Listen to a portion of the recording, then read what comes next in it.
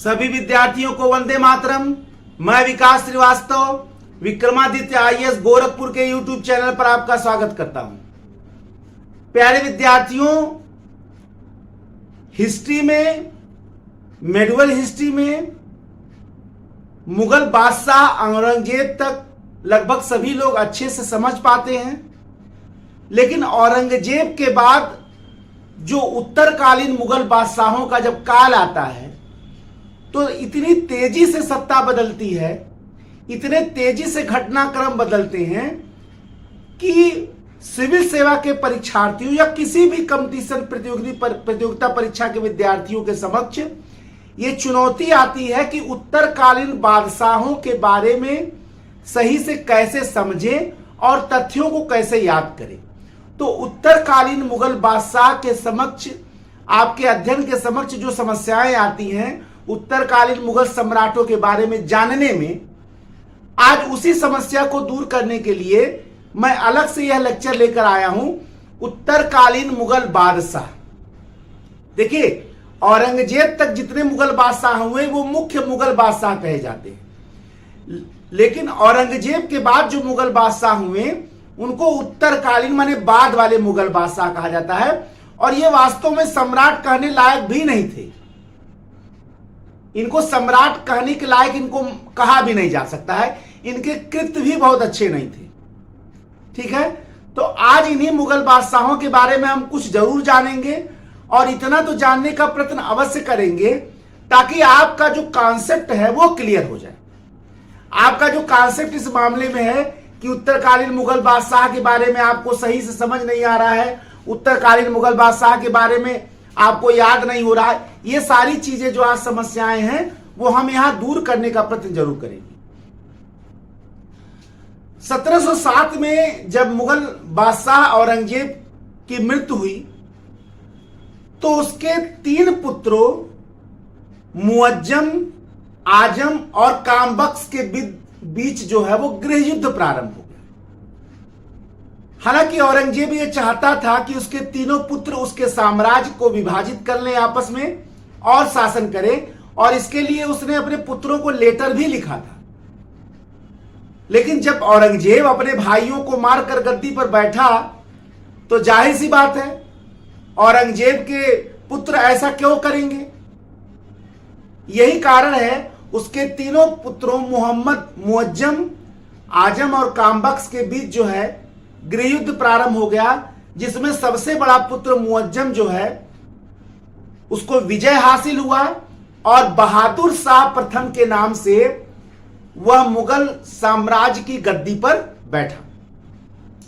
लेकिन बहादुर शाह प्रथम ठीक है, शासक बना, कुछ ताकतवर भी था, लेकिन इसके बावजूद जो मुगल सत्ता साम्राज्य में जो विभाजनकारी शक्तियां तेजी से काम कर रही थी उसको वो संभाल नहीं पा रहा था। ठीक है ना। और उसमें सबसे ज्यादा जो विरोध भाव मुगल साम्राज्य के विरुद्ध उठ रहा था वो राजपूतों का उठ रहा था। उसमें मारवाड़ और मेवाड़ की तो सत्ता और समस्या थी, और मेवाड़ के जो राणा थे उनके नेतृत्व में एक बड़ा विद्रोह कर दिया गया। यही कारण है कि बहादुर शाह प्रथम ने मेवाड़ और मारवाड़ की स्वतंत्रता को मान्यता दे दिया। मुगल साम्राज्य से स्वतंत्र होने वाला भारत का पहला जो राज्य रियासत था वो मेवाड़ और मारवाड़ ही था। और आप निश्चित इस तथ्य को जानते होंगे कि मुगलों को सबसे ज्यादा अगर किसी ने परेशान किया तो वो मेवाड़ के सिसोदिया वंश ही थे। यही कारण है कि मुगलों से सबसे पहले स्वतंत्र भी कौन हुआ? मेवाड़ हुआ। और बहादुर शाह प्रथम ने उनके स्वतंत्रता को मान्यता भी दिया।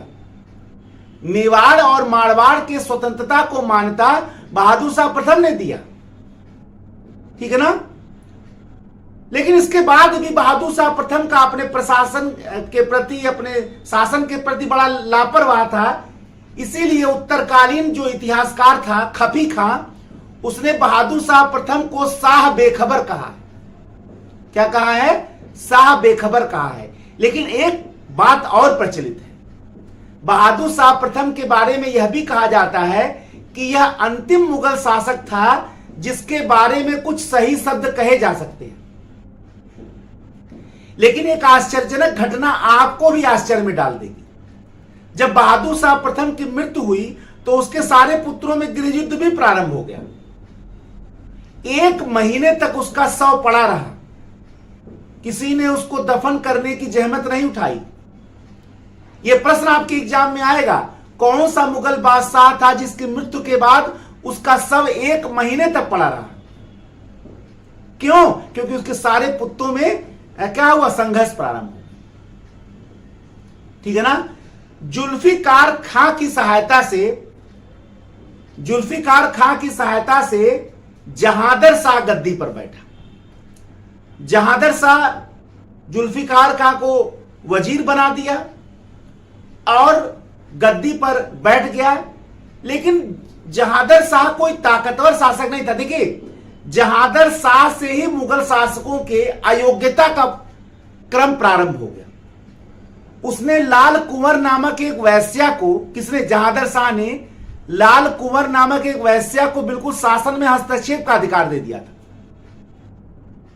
अब आप अंदाजा लगाइए कि मुगल बादशाह और उसके काल में जो है वो एक वैश्या, एक प्रोस्टिट्यूट को पूरा अवसर मिल रहा है कि वो अपना पूरा शासन में हस्तक्षेप करे। लाल कुंवर नामक वैश्या को जो है अवसर मिल गया उसके शासन में हस्तक्षेप करने का।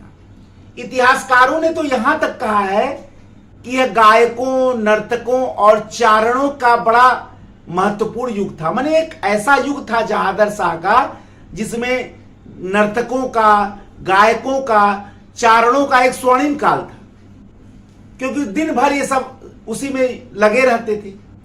क्योंकि सबसे बड़ी तो समस्या यह थी ना कि उत्तरकालीन मुगल बादशाह जो थे वो अय्याश टाइप के थे और अय्याशी ही उनकी अयोग्यता का सबसे बड़ा कारण था। औरंगजेब के बाद जो मुगल सत्ता का तेजी से क्षरण होने लगा उसका मूल कारण यही था कि सभी अयोग्य थे, सभी अय्याश थे। इसको लंपट मूर्ख भी कहा जाता है। किसको? जहांदर शाह को इतिहासकारों ने लंपट मूर्ख भी कहा है। और आपको यह भी जानकर आश्चर्य होगा कि मुगल साम्राज्य का पहला अयोग्य शासक जो था वो जहांदर शाह ही था। ठीक है ना? मुगल साम्राज्य का पहला अयोग्य शासक जहांदर शाह ही था। इसके बाद फर्रुख सियर ने सैयद बंधुओं को अपने साथ लिया और जहांदर शाह के विरुद्ध विद्रोह कर दिया। और सैयद बंधुओं के सहयोग से फर्रुख सियर ने जहांदर शाह को गद्दी से एक प्रकार से हटा दिया और सैयद बंधुओं के सहयोग से अगला जो शासक बना वो था फर्रुख सियर। अब आपको यह भी जानना चाहिए कि फर्रुख सियर को भारत के इतिहास में किंग मेकर के रूप में जाना जाता है। किस रूप में जाना जाता है? किंग मेकर के रूप में। किसको जाना जाता है? सैयद बंधुओं को, सैयद अब्दुल्ला खां और हुसैन अली खां। बड़े भाई का नाम सैयद अब्दुल्ला खां था जो इलाहाबाद का नायब था और सैयद अब्दुल्ला खां, और छोटा भाई जो हुसैन अली खां था वो पटना का क्या था? पटना का जो है वो सूबेदार था। तो अब्दुल्ला खां और हुसैन अली खां ये दो भाई उस समय सैयद बंधु के नाम से जाने जाते थे। सैयद अब्दुल्ला खां और हुसैन अली खां ये इस समय सैयद बंधु के नाम से जाने जाते थे और ये किंग मेकर के नाम से भी जाने जाते थे। और उनकी सहायता से जो पहला शासक बना वो था फर्रुख सियर।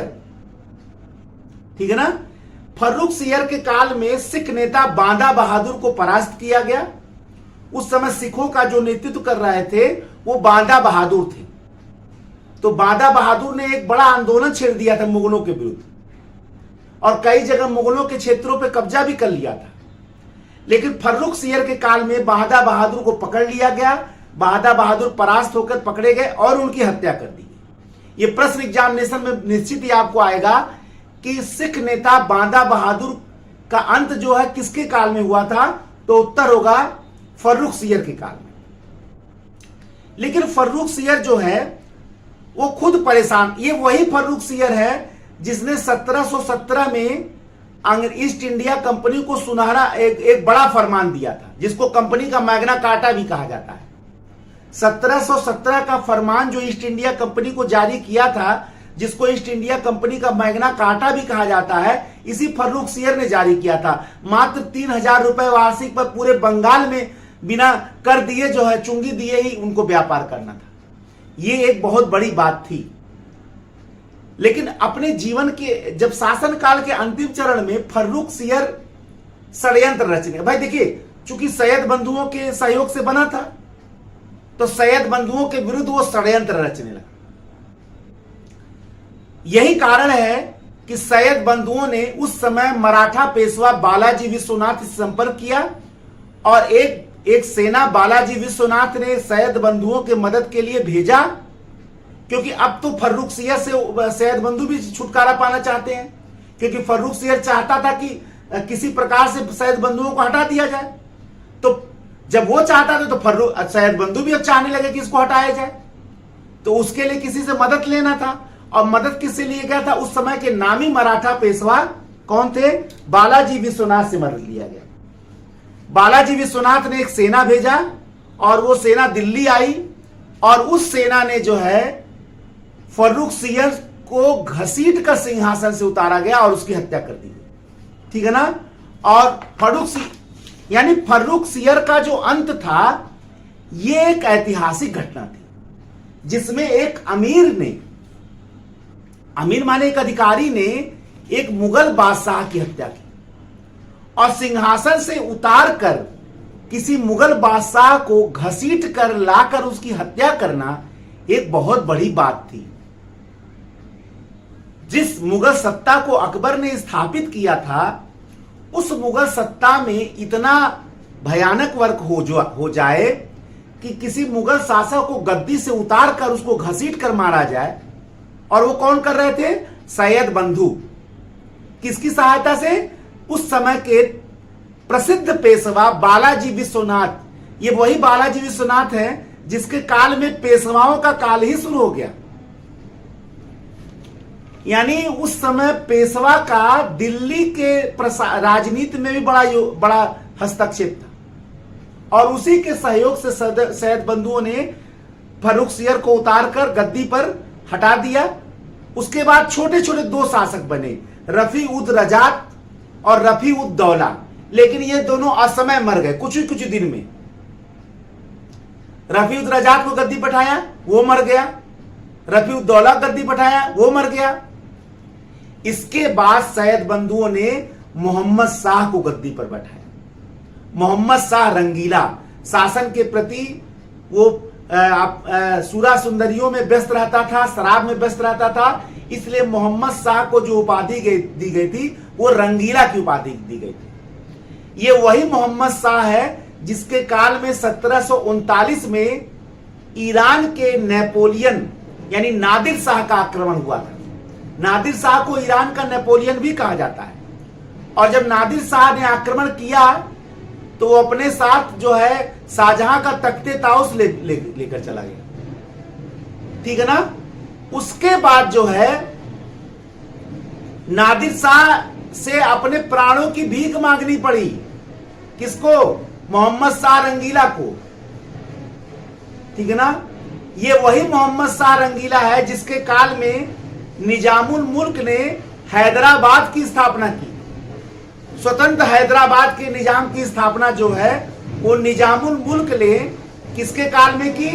इसी मोहम्मद शाह रंगीला के काल में। लेकिन मोहम्मद शाह रंगीला के काल में एक घटना घट गई। सैयद बंधुओं की जो स्थिति थी, सैयद बंधुओं का जो काम था वो बड़ा ही संहारक था, बड़ा ही कड़ा था और बड़ा ही गलत हो गया था। किसके काल में? मोहम्मद शाह रंगीला के काल में।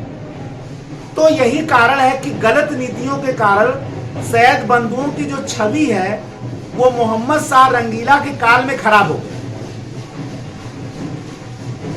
और स्वयं मोहम्मद शाह रंगीला यह चाहता था कि सैयद बंधुओं से किसी प्रकार से छुटकारा पाया जाए।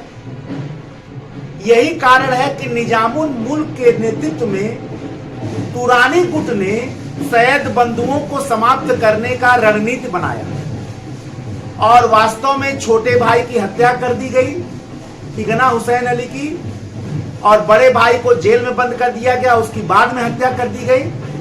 तो तुरानी गुट ने, बार बार आता है कि सैयद बंधुओं को समाप्त करने में किस गुट का हाथ था, तो तुरानी गुट का हाथ था। और सैयद बंधु भारतीय मुसलमान थे, ईरानी, तुरानी और भारतीय मुसलमानों का गुट होता था। कहां पे? मुगल साम्राज्य में। तो तुरानी गुट ने, जिसका नेतृत्व निजामुल मुल्क कर रहा था, उसी गुट ने सैयद बंधुओं को समाप्त कर दिया। यानी जो सैयद बंधु किंग मेकर के नाम से जाने जाते थे, शासक निर्माता के नाम से जाने जाते थे, उन सैयद बंधुओं का अंत हुआ किसके काल में? मोहम्मद शाह रंगीला के काल में। ये वही मोहम्मद शाह रंगीला है जिसने जजिया कर को अंतिम बार समाप्त किया। जजिया कर को अंतिम बार समाप्त करने वाला जो मुगल बादशाह था वो मोहम्मद शाह रंगीला ही था, ठीक है ना। मोहम्मद शाह रंगीला ने जजिया कर को अंतिम रूप से समाप्त किया, ठीक है ना। तो यहां तक हम लोगों ने उत्तरकालीन मुगल बादशाह पढ़ लिया। नेक्स्ट लेक्चर में हम इसको पूरा करेंगे जो बाकी के हैं, ठीक है। नेक्स्ट लेक्चर में हम इसको पूरा कर लेंगे, क्योंकि एक साथ इतना ज्यादा लंबा समय नहीं देखना है। अगले बार में फिर बाकी जो अहमद शाह से लेकर बाकी मुगल बादशाह हैं उसको पूरा किया जाएगा। तब तक के लिए जय हिंद, जय भारत, वंदे मातरम, धन्यवाद।